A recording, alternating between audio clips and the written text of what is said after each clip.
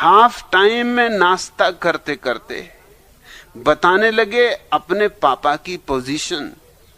पहले ने कहा हमारे पापा लखपति, दूसरा बोला मेरे फादर करोड़पति, तीसरे ने मुंह खोला हमारे डैडी तो मम्मी के पति।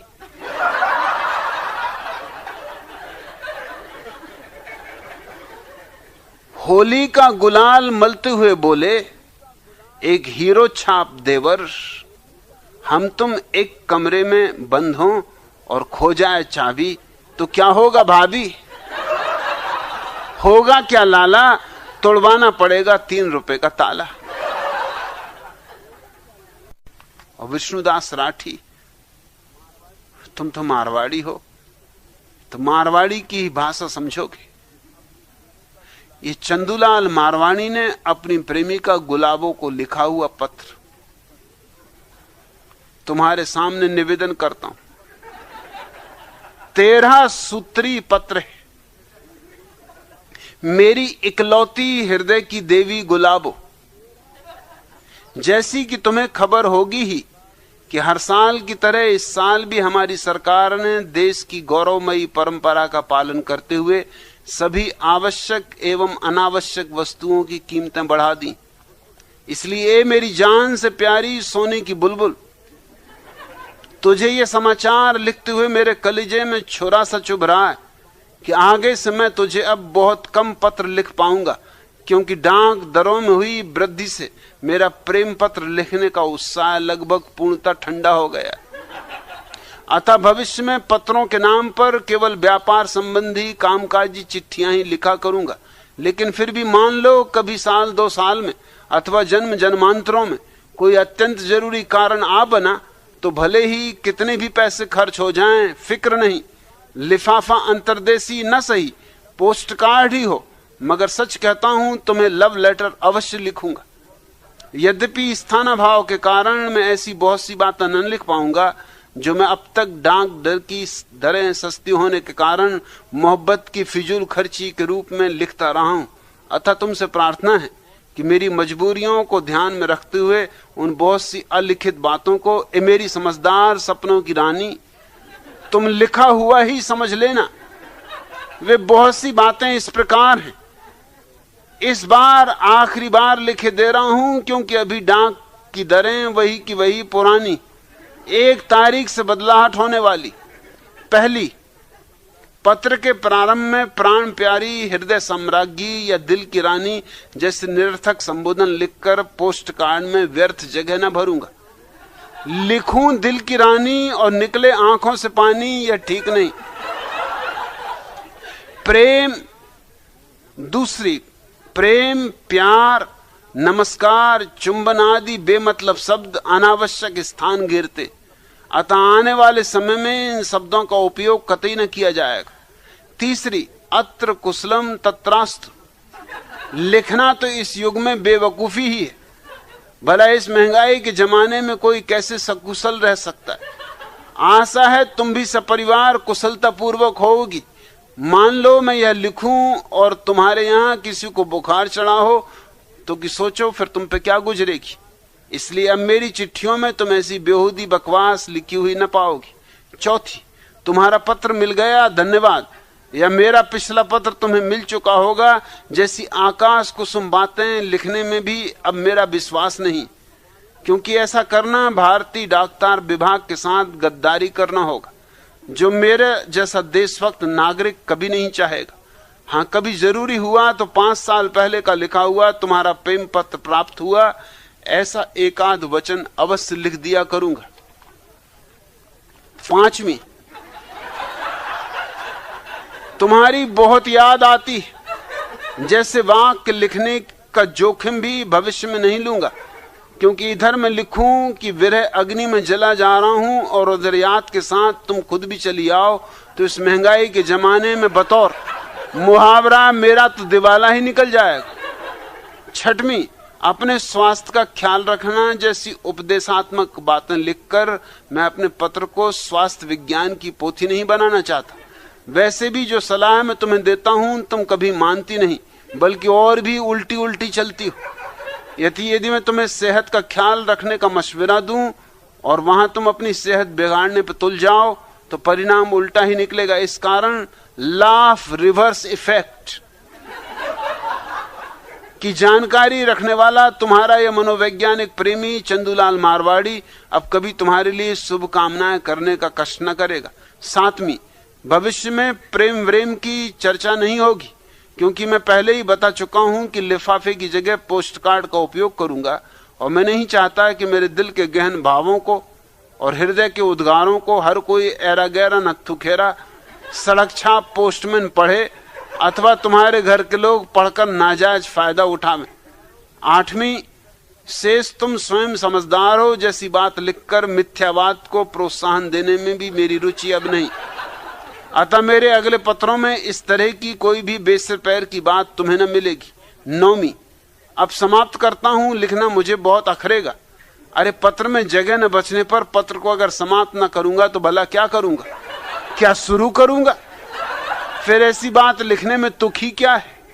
10वीं, पत्रोत्तर देना यह लिखना मुझे ऐसा लगता है जैसे कोई किसी को खाने पर बुलाकर अगले दिन उसके घर पहुंच जाए और कहे कल हमने तुम्हें खाना खिलाया था, अब तुम हमें खिलाओ।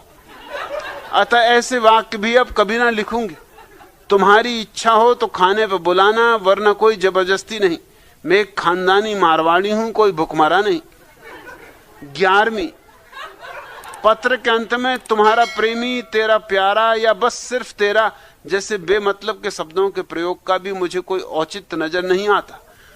जब शुरू में ही दिल की रानी नहीं लिखा तो अब कैसी औपचारिकता। नीचे दस्तखत की भी अब कोई जरूरत नहीं। मेरी सड़ियल खाते बही वाली मुनीम छाप लिखावट से तुम खुद ही समझ जाओगी कि खत किसका है।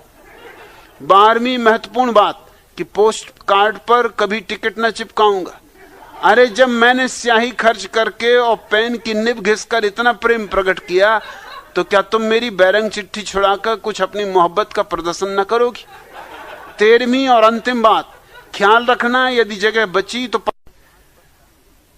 प्रसाद बंटता है मंदिरों में, बच्चों को प्रसाद में रस होता है। मैं कम से कम 3-4 दफे प्रसाद तो लेते ही था। कभी टोपी लगा के ले लूं, कभी टोपी निकाल के ले लूं।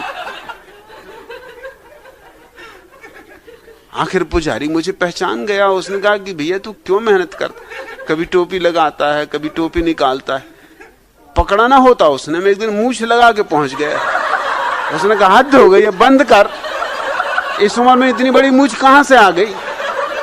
उसने झटका दिया, मूछ निकल गई। मैंने कहा भाई मुझे सिर्फ 4 दफे प्रसाद चाहिए, अगर तुम वैसे ही देते हो तो मैं बंद कर दूं। और ऐसा नहीं कि मैं कोई एक ही मंदिर जाता था, गांव में सब तरह के मंदिर थे, मुझे क्या लेना देना। कृष्णाष्टमी आती तो मैं कृष्ण के मंदिर में जाता। उन दिनों 2 पैसे का अधेला चलता था, वो बिल्कुल रुपए के बराबर था। उसमें मैं चांदी का वर्क चढ़ा देता था तो वो रुपए जैसा मालूम पड़ता था। बिजली थी नहीं गांव में, सो दिए की रोशनी में और मंदिरों में इतने पैसे चढ़ते थे, रुपए चढ़ते थे कि ठीक मूर्ति के सामने लोग पैसे फेंकते जाते थे। मैं भी जाता और इतने जोर से फेंकता वो नकली रुपया कि सब पुजारियों को पता चल जाए कि हाँ फेंका। और फिर मैं कहता 8 आने वापस। मेरा रस तो उसमें था। जन्माष्टमी की मैं प्रतीक्षा करता था क्योंकि मेरे गांव में कम से कम कृष्ण के 30 मंदिर थे। बस एक आधा घंटे में 15-20 रुपए झपट लाता था और मुझे कुछ कभी नहीं लेना देना रहा। मुसलमानों के ताजिया उठते मैं हाजिर, बली साहब उठते तो मैं इतना भक्ति भाव दिखलाता कि मुझे धीरे धीरे बली साहब की रस्सी भी पकड़ने का मौका मिलने लगा था। और रस्सी का मौका मुझे इतना मिलने लगा और उसका कारण था क्योंकि जिस बलि की भी मैं रस्सी पकड़ लेता उस पे ही चढ़ोतरी ज्यादा आती। लोग कहने लगे इस बच्चे में कुछ खूबी है, चमत्कारी। और चमत्कार को इतना था कि मैं एक लंबी सुई अपने साथ रखता था, सो बलि साहब को गुलकता रहता, वो काफी उछल कूद मचाते, दूसरे बलियों को हरा देते, स्वभाव था। और जो जितना उछला कूदे लगता उतनी बड़े बलि साहब आए, उनको चढ़ोतरी भी ज्यादा होती थी। मगर वो बलि साहब जिसकी भी रस्सी में पकड़ता वही घबरा जाते। वो मुझसे कहने लगे भैया आधा चढ़ोतरी तू ले लेना, और तुझे जब उचकाना हो सिर्फ हाथ का इशारा किया कर, हम उचकेंगे, मगर ये सुई ने चुभाया कर। उस वक्त हम कुछ कह भी नहीं सकते कि सुई चुभा रहा है ये लड़का, क्योंकि अगर सुई का पता चल रहा है तो तुम बलि साहब कैसे? अरे बलि साहब का तो मतलब तुम तो रहे ही नहीं, अब तो जिंद उतरे हुए हैं, बलि उतरे हुए हैं, वो तुम्हारे ऊपर सवार है। तुम्हें कहां पता, अपना होश है तुम्हें तो फिर पता ही चल गया, तो फिर असलियत की बात ही नहीं, धोखा हो रहा। तो मेरे पास चढ़ौतियां आने लगी, आधी चढ़ौती बलि साहब की। कहते बिल्कुल आधी तू ले, आधे से भी ज्यादा ले लेना, मगर देख सुई न चुभाना। रास्ते भर जान ले लेता है, कुंदा कुंदा के। जब भी कुंदाना हो तुझे लगे कि हाँ भाई पैसे वालों का मामला है और ज्यादा कुंदाई से फायदा होगा, हाथ का इशारा कर। मैंने अपने जीवन में कभी बाटियों से ऐसी सुगंध उठती है ये भी अनुभव नहीं किया। और जब उन्होंने बैंगन का भरता बनाया तो मैं आज भी याद कर सकता हूं, ठीक उसकी सुगंध भी याद कर सकता हूं। और जब उन्होंने मुझे समझाया बुझाया कि यहां कौन देखने वाला है और तुम्हारे घर हम में से कोई भी नहीं कहेगा, हम वचन देते हैं, हम कसम खाते, रात में कैसे सोओगे दिन भर के भूखे हम समझ सकते हैं, हम भी भूखे। तो बाटियों की गंध, भरते की रंग, उनकी बातें, मैंने भी सोचा कि जब इतने लोग 18 साल से भोजन रात करके अभी तक नरक नहीं गए तो मैं एक दफा कर लूंगा, इससे नरक जाऊंगा तो ठीक है, फिर नरक ही ठीक है, कम से कम अपने संगी साथी तो रहेंगे। अगर इन सबको नरक ही जाना, यही मेरे दोस्त हैं, इनको छोड़कर स्वर्ग जाके भी क्या करूंगा? ऐसा अपने मन को समझाने की भी कोशिश की, समझा बुझा के मैं भोजन भी कर लिया, मगर संभाल ना सका, सो ना सका। ऐसी बेचैनी, ऐसी परेशानी कि ये क्या कर लिया। रात जब तक वमन ना हो गया, जब तक सारा भोजन फेंक ना गया मेरे शरीर से बाहर, तब तक मैं सो ना सका। उस रात मैंने यही सोचा कि ये चीज जरूर पाप है, पाप न होता तो क्यों मुझे वमन होता। मगर बाकी सारे मित्र मजे से सो रहे थे, घुर्राटे ले रहे थे। फिर मैंने अपने को समझाया, सड़ोगे नरक में, मरोगे नरक में, लेना घुर्राटे वहां। हम स्वर्ग में बैठे मजा करेंगे और तुम नरक के जलते हुए कड़ाहों में भरता बनाया जाएगा।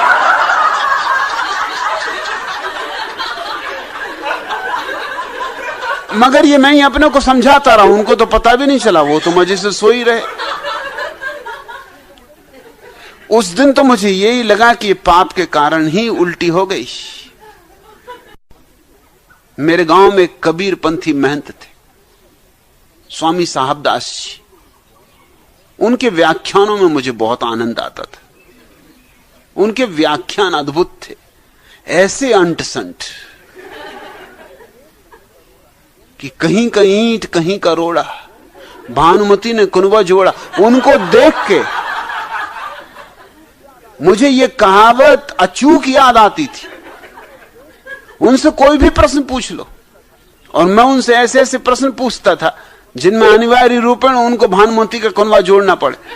जैसे मैं उनसे पूछूंगा कि साहबदास जी ये समझाइए कि वेद में समाजवाद कहां है, और वो समझाना शुरू कर दें वेद में समाजवाद।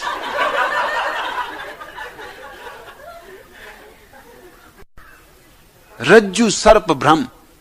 साहब दास जी निरंतर इसका उल्लेख करते थे। करे ये संसार क्या है, बस रस्सी में सांप। उनकी सुनते सुनते एक दिन मुझे ख्याल आया कि जांच तो कर ली जाए। वो रोज रात 9, 9:30 बजे प्रवचन देके मेरे मकान की बगल की गली से गुजरते थे। वहीं आगे चल के उनका आश्रम था। गली में अंधेरा रहता था, उन दिनों वहां कोई बिजली भी न थी। सो मैंने एक रस्सी बनाई, बाजार से एक सांप खरीद के लाया कागज का। कागज के सांप के मुंह को रस्सी में जोड़ा, रस्सी में पतला धागा बांधा और एक खाट खड़ी करके उसके पीछे छिप के मैं बैठा रहा। जब साहबदास जी वहां से निकले तो मैंने धीरे से धागा खींचा। धागा तो दिख ही नहीं सकता था, अंधेरी रात, अंधेरा धागा, काला धागा, रस्सी सर की, सांप का मुंह हिला। साहबदास जी क्या भागे, गिर पड़े, पैर फिसल गया।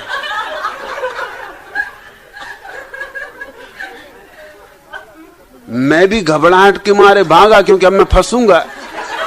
तो वो खाट गिर पड़ी, तो मैं पकड़ा गया। साहबदास जी ने मुझे रंगों हाथ पकड़ लिया और उनको तो काफी चोट आई थी। कोई 6 सप्ताह तक पलस्तर बंधा रहा। वो पकड़ के मेरे पिता के पास मुझे ले गए और कहा कि अब हद हो गई, ये लड़का क्या जान लेगा मेरी। एक तो मेरी सभाओं में अंट संट सवाल उठाता, अगर जवाब ना दूं तो भद्द होती, अगर जवाब दूं तो भद्द होती। और आज तो उसने हद कर दी।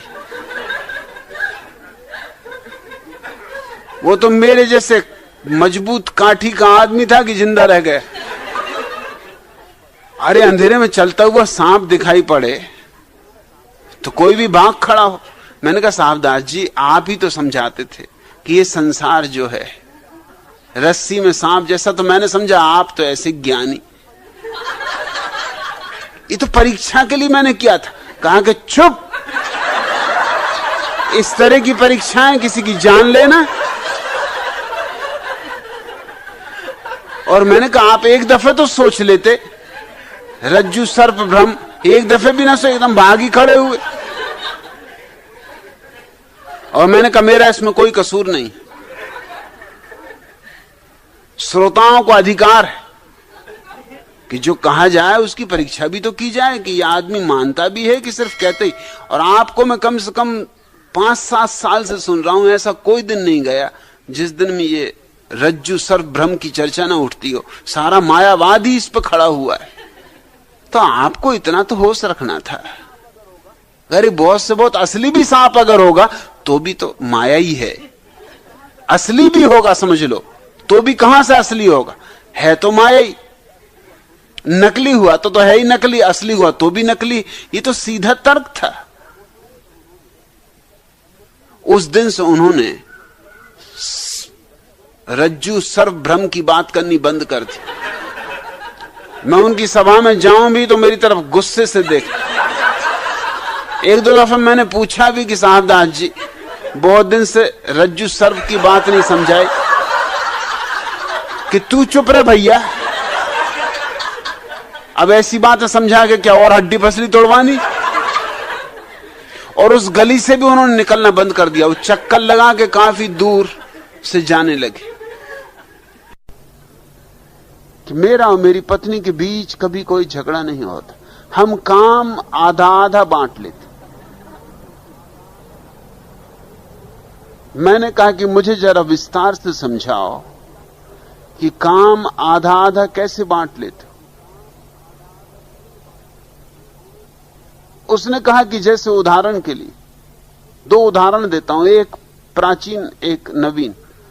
प्राचीन, जब मैंने विवाह किया था तो पहली रात हमने ये तय कर लिया कि अगर कभी कोई झगड़ा हो जाए, 2 में से कोई एक भी क्रुद्ध हो जाए तो पत्नी घर में रहे, मैं घर के बाहर चला जाऊं। सो तब से सड़कों पर भ्रमण करते ही जिंदगी बीती, मगर इसका लाभ भी हुआ। स्वास्थ्य भी अच्छा है, ताजी हवा, व्यायाम। अभी बुढ़ापे में भी जवान आदमी को चारों खाने चित्त कर सकता हूं।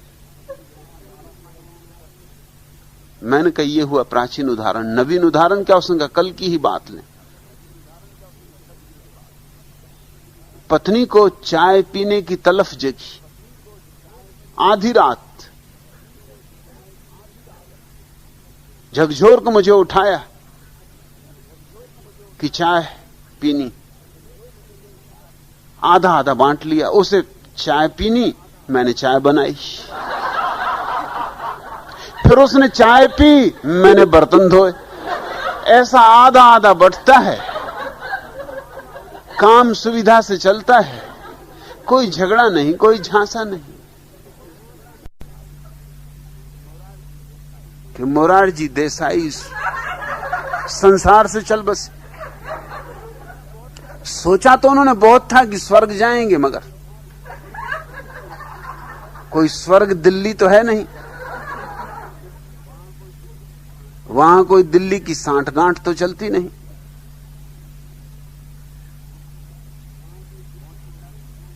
पहुंचे नरक।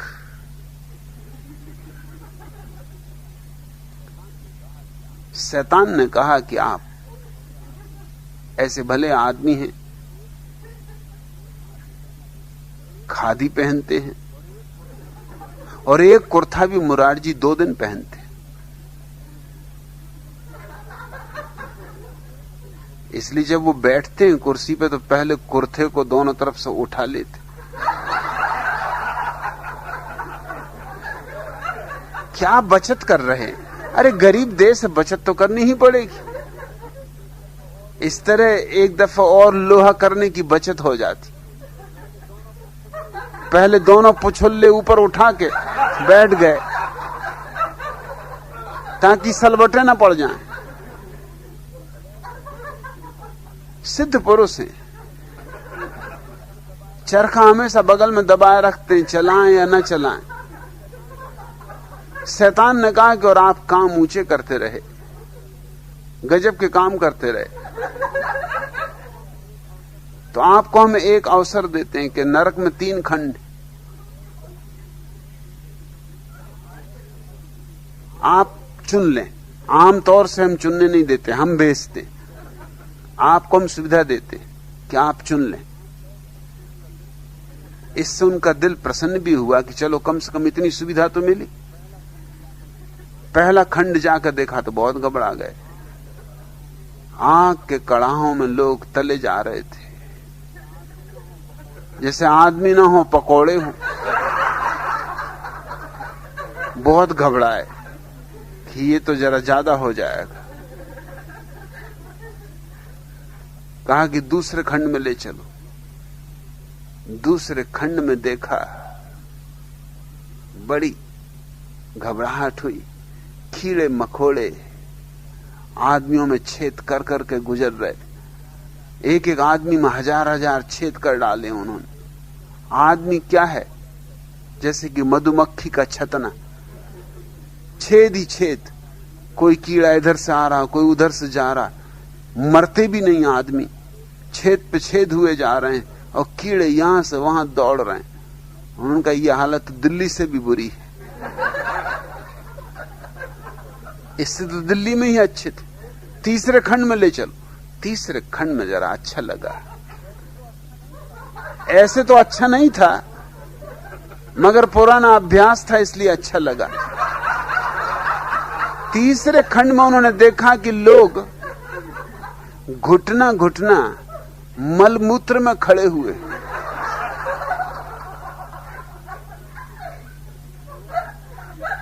कोई चाय पी रहा है, कोई कॉफी पी रहा है, यहां तक कि फेंटा, कोका कोला। उन्होंने कहा ये जचेगा, क्योंकि 50% तो मेरा भी अभ्यास। मलमूत्र में मूत्र का तो मेरा भी अभ्यास। अब खड़े ही होना है, कोई हर्जा नहीं। परमहंस मेरी वृत्ति पुरानी है और ये अच्छा है कि सिर्फ खड़े ही रहना है। शैतान थोड़ा मुस्कुराया।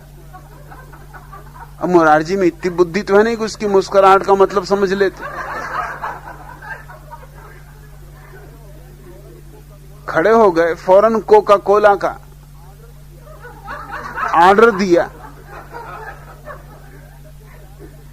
क्योंकि तरसे जा रहे थे कोका कोला को।